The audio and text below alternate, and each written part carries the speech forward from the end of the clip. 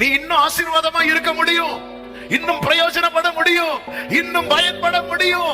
எத்தனை மரண கண்கள், வியாதிகள் வந்துச்சு, பலவீனம் வந்துச்சு, நெருக்கங்கள் வந்துச்சு, விபத்துகள் வந்துச்சு, மரணத்துக்கும் எனக்கு ஓரடி தூரம் என்கிற நிலைமை வந்து கர்த்தர் அழிக்க சங்கார தூதனுக்கு இடம் கொடாததுக்கு காரணம் உனக்குள்ள இன்னும் ஆசீர்வாதம் இருக்கிறது.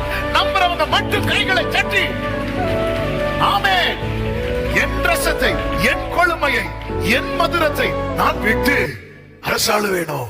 ராஜ பதவிக்கு பில்லி கிரகாம் என்கிற உலகம் பார்த்ததுல ஒரு பெரிய இவாஞ்சலிஸ்ட். அவர் மூலமா ஆண்டவருக்குள்ளே நடத்தப்பட்டவர்கள் லட்சக்கணக்கான, கோடிக்கணக்கான என்று சொல்லலாம். ஒரு விஷயம், அமெரிக்கா தேசத்துல ஒரு பெரிய ஒரு போராட்டமான சூழ்நிலையில இவர் பேசி சால்வ் ஆகுது. இவர் பேசி சால்வ் ஆனதும் அடுத்த அமெரிக்கன் பிரசிடென்ட் கேண்டிடேட்டா இவரை நிறுத்தும்படி 2 கட்சிகளும் அவரை அணுகுறாங்க. 2 பேரும், நீங்க நின்னீங்கன்னா மக்களுக்கும் நல்லா இருக்கும்,